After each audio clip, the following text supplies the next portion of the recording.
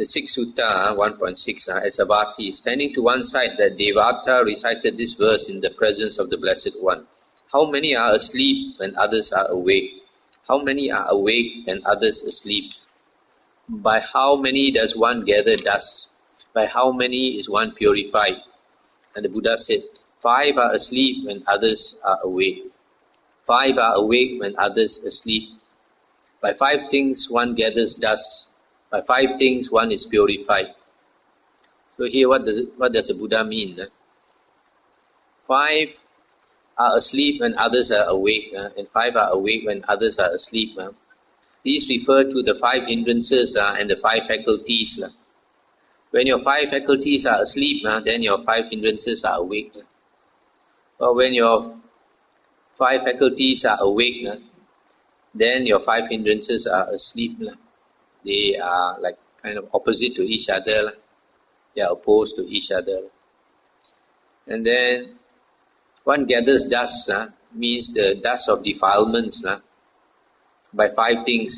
The 5 hindrances make us have these dust of defilements.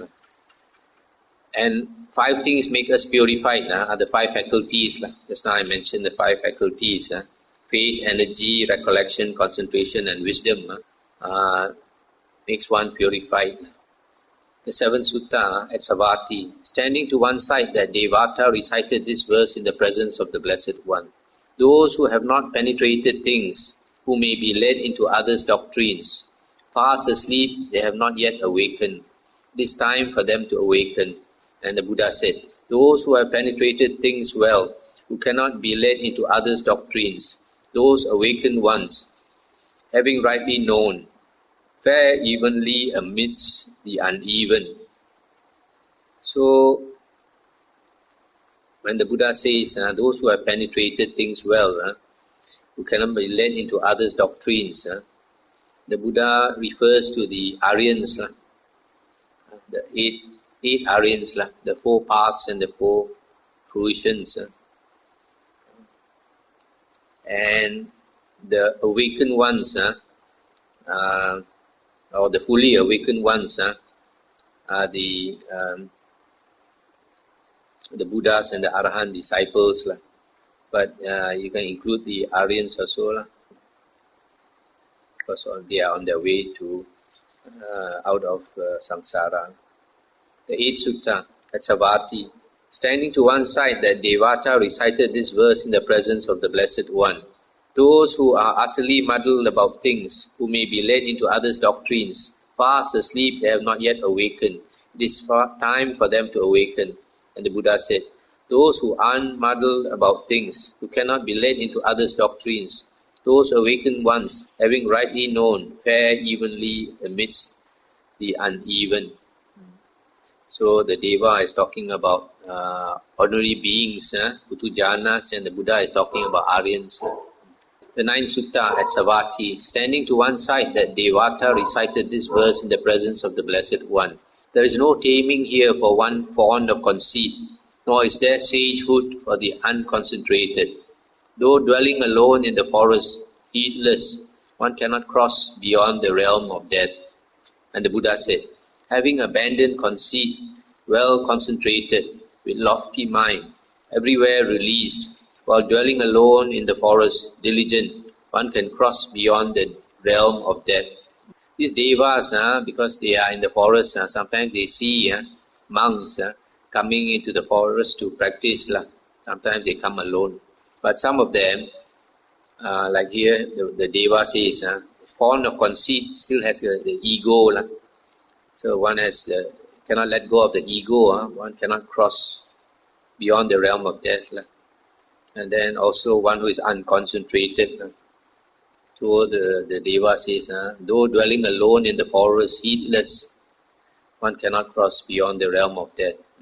Sometimes certain monks, they go and live alone in the forest, but they are not using effort, or not using effort in the right way. So even though they seem to dwell alone, but they cannot attain liberation. But the Buddha says, if a person abandons conceit and cultivates concentration, and then dwelling in the forest alone, and diligent is very important. Then only you can cross the realm of death. 10th Sutta at Savatthi, standing to one side, that Devata recited this verse in the presence of the Blessed One. Those who dwell deep in the forest, peaceful, leading the holy life, eating but a single meal a day, why is their complexion so serene? And the Blessed One said, they do not sorrow over the past, nor do they hanker for the future. They maintain themselves with what is present, hence their complexion is so serene. Through hankering for the future, through sorrowing over the past, fools dry up and wither away like a green reed cut down. So here, the Deva, he sees monks who dwell alone in the forest and eat one meal a day and leading a very hard life and yet they look so peaceful so contented and he asked why and the Buddha said, because they do not sorrow over the past. Many of us we think of the past and we have remorse, we have regret. We keep thinking of the past. Many people, for example, if a person boyfriend, girlfriend relationships break up and then they keep thinking of the past and they become so miserable and sometimes they commit suicide. But though a monk practicing the right way, you do not sorrow over the past and you do not hanker for the future, you don't worry about the future. Those who are ambitious will think about the future. And the Buddha said they maintain themselves with what is present, hence their complexion is so serene. So a person who practices the holy path, he's always mindful of his object of meditation. He also always has to bring his mind back to his object. In other words, he has to remember to contemplate his object of meditation. That's why the word sati is called recollection, remembering your object of meditation.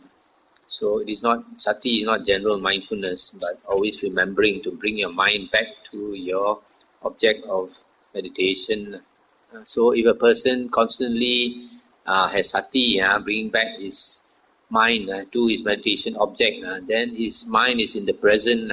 He does not think of the past, he does not think of the future. When you think of the past, you have sorrow, you have remorse. When you think of the future, you have a lot of worries. So without thinking of these two extremes, you are mindful of the here and now, then you'll be happy. Now we come to the second section, the 11th Sutta in the whole Sangyutta. Thus have I heard, on one occasion, the Blessed One was dwelling at Savatthi in Jeta's Grove, Anathapindika's park. There the Blessed One addressed the monks thus, Bhikkhus. Let's stop here for a while. This Blessed One normally is a translation for the word Bhagava. Bhagava, or sometimes Bhagawan, in certain books, is a term of respect for a holy man. It's called Bhagava. And this word Bhikkhu, Bhikkhu is a term for Buddhist monks. And it was coined by the Buddha. It comes from the word big. Big is became the English word beg. So Bhikkhu means a beggar. So that's why a lay person should never call a monk Bhikkhu. Only the Buddha is qualified to call a monk Bhikkhu. It's a way to discipline the monks, put down their ego, to remember that they are beggars. So lay people during the Buddha's time always refer to the monks as Bhante. And then we see in the suttas that even the monks call the Buddha Bhante, which means reverend or reverend sir. So here the Buddha addressed the monks, bhikkhus. Sometimes it's translated as monks. And the monks replied, Venerable Sir, or Bhante, Bhante or Bhadanta. The Blessed One said, once in the past, bhikkhus or monks, a certain Devata of the Tavatimsa host was reveling in the Nandana grove, supplied and endowed with the 5 chords of celestial sensual pleasure, accompanied by a retinue of celestial nymphs.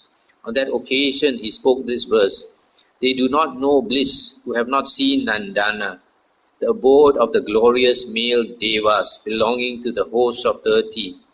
When this was said, monks, a certain Devata replied to that Devata in verse, "Don't you know, you fool, that maxim or the saying of the Arahants, impermanent are all formations, their nature is to arise and vanish. Having arisen, they cease, their appeasement is blissful." This chant, sometimes we chant anicca vata sankhara upada vaya damino upaditva nirujanti te sangupa samo sukho. This chant is used in a funeral when somebody passes away. So this Tavatimsa heaven is the heaven of the 30 or 33 because there are 30 or sometimes they mention 30, sometimes they mention 33. The Deva Rajas there number 30 They're like our Sultan. They are leaders There are 30 or 33 of them. That's why it's called Tavatimsa heaven. So and in this heaven there is a very beautiful garden called the Nandana Grove.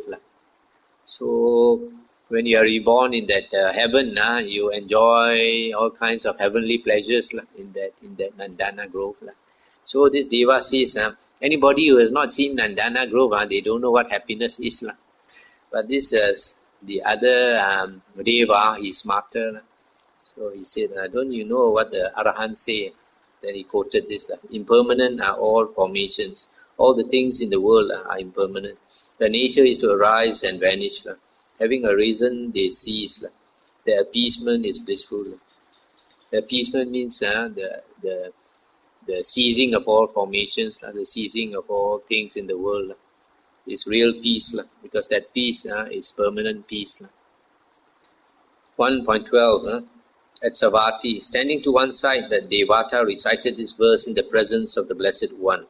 One who has sons delight in sons. One with cattle delights in cattle. Acquisitions truly are a man's delight. Without acquisitions, one does not delight. And the Buddha said, one who has sons sorrows over sons. One with cattle sorrows over cattle.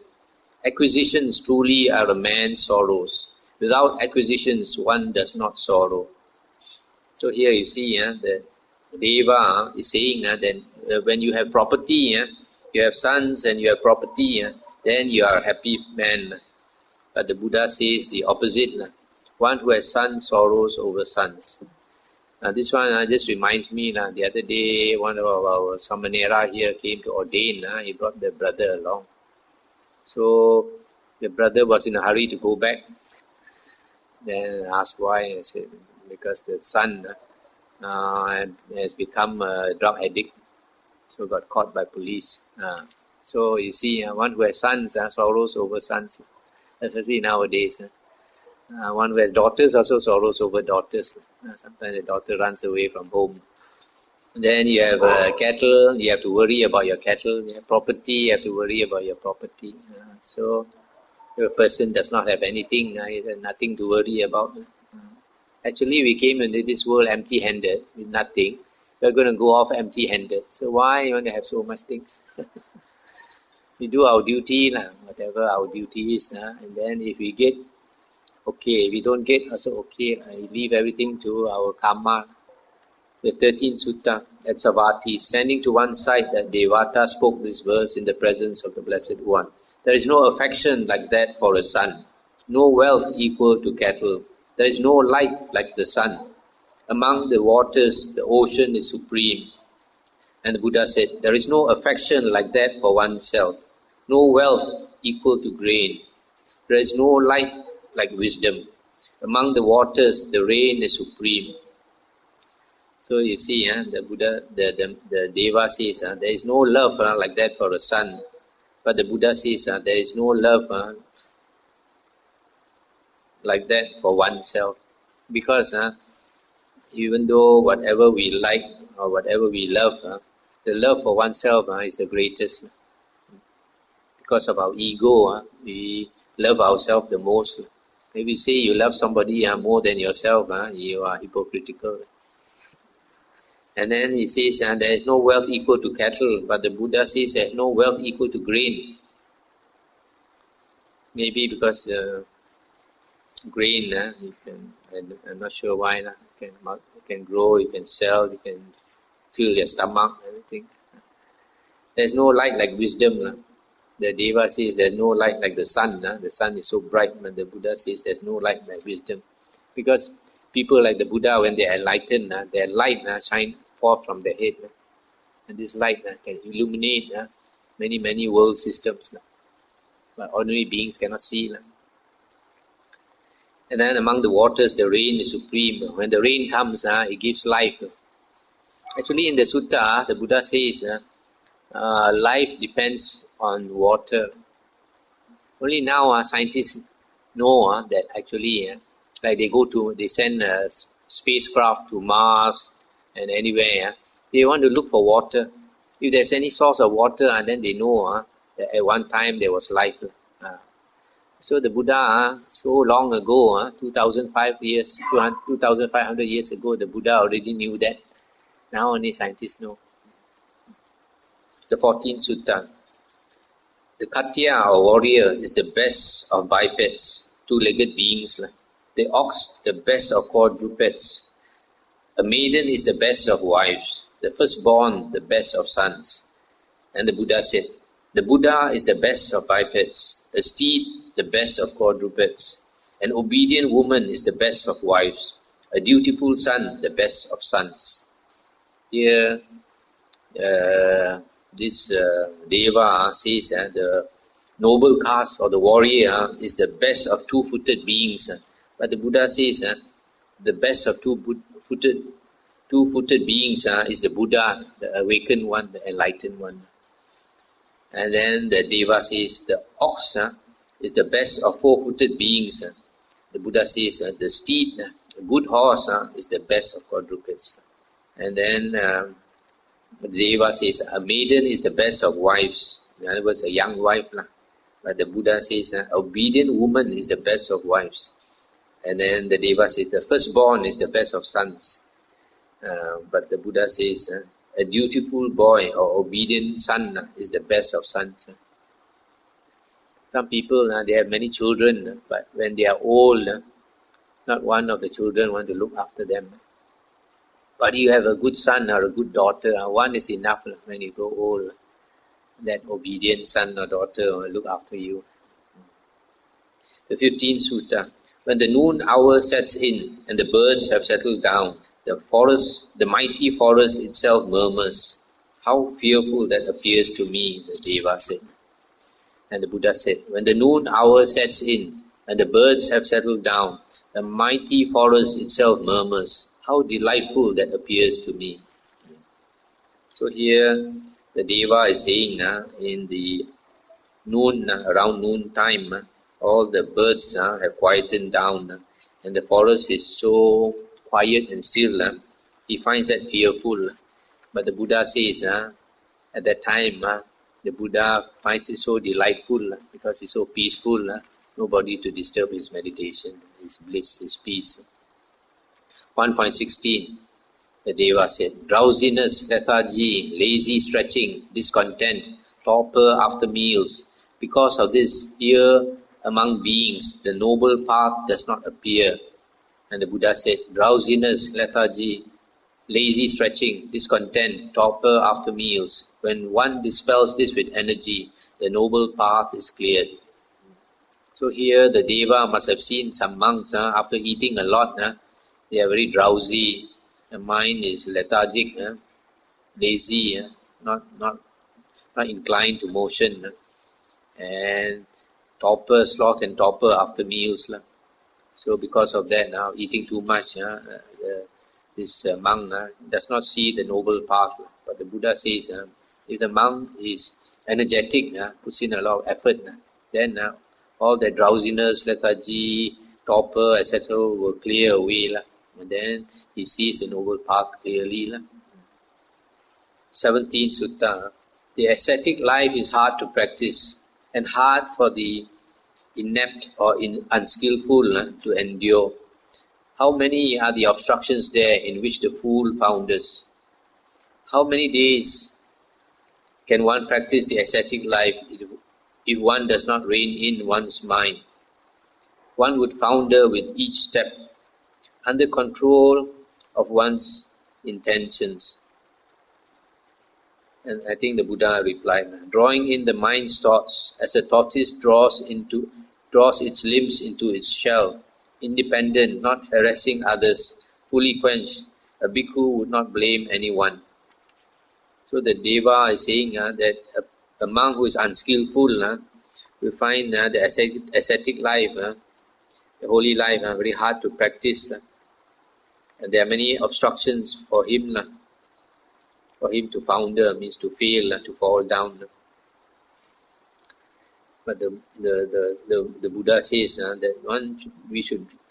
the monk should draw in the thoughts, just like a tortoise draws its limbs into its shell, and then he can be fully quenched.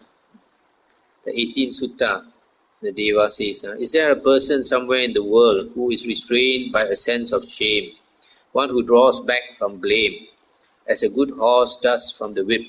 And the Buddha says, few are those restrained by a sense of shame, who fare always mindful.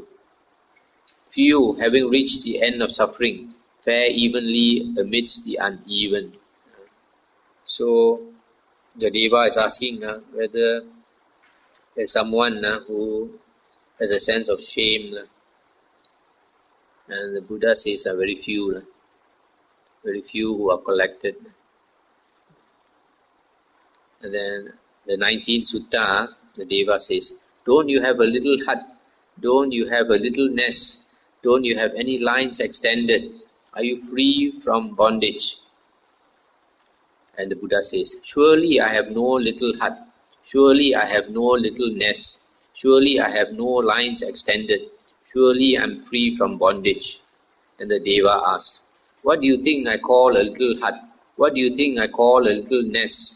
What do you think I call lines extended? What do you think I call bondage? And the Buddha replied, it's a mother that you call a little hut, a wife that you call a little nest, sons you call lines extended, craving that you tell me is bondage.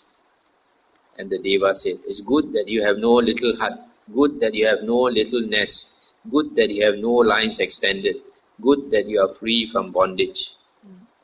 So here, the Deva is asking a riddle, asking the Buddha whether he has a hut, nest, lines extended. And then the Buddha says he has none of these. Then the Deva tests him, asks him, do you know what I mean when I say a little hut, a nest and the lines extended? And the Buddha says, yes. The Buddha says, hut refers to the mother. Once a person renounces, he's supposed to renounce a family, so he has no mother, no father, doesn't have a wife, the nest, and doesn't have children, lines extended. And the Deva praised him. Now we come to the 20th Sutta. But it's a bit long, so maybe tonight I stop here. You don't have any question?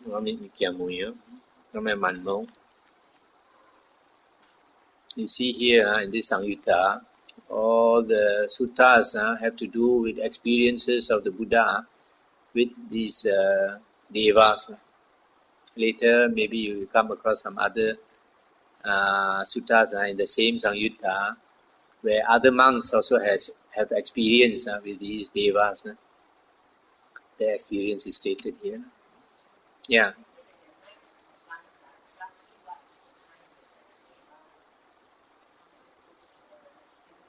I think normally when they say when the night is advanced, means the middle watch, which is between 10 p.m.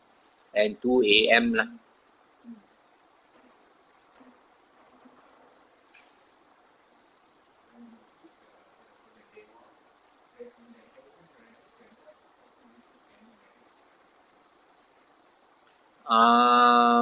Usually, devas in the heavenly realm, they are enjoying themselves so much that they don't think so much of making merit. But there are some who may have known the Dhamma in the previous life, then they would want to do merit. For example, Sakadeva Raja, it seems he liked to make offerings to the Arahant Mahakassapa. Mahakassapa was a very ascetic monk. So if you, being an Arahant, if you give food to him, it's very meritorious. So you have later books like the Dhammapada commentary, where they may have made up some stories about this Sakadeva Raja always trying to make offering to these Arahants, especially like Mahakassapa. Yeah.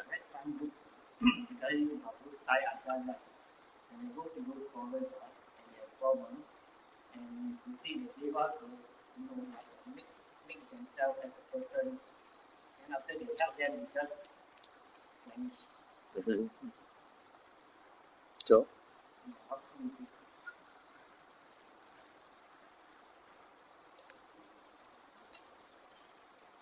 very probably true.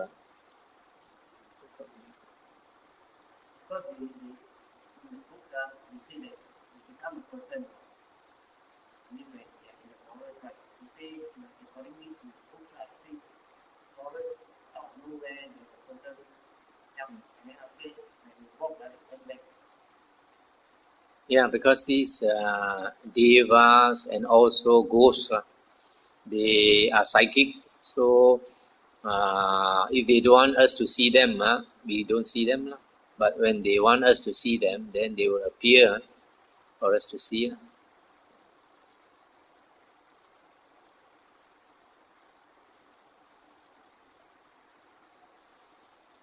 You see, for a monk to go into the deep forest, it's a rare sight, you see.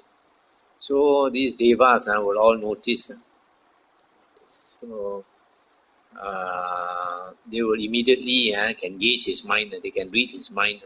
So they will know immediately what type of person this is. So because of that, they will be protective. They know this is a good person, a very sincere cultivator.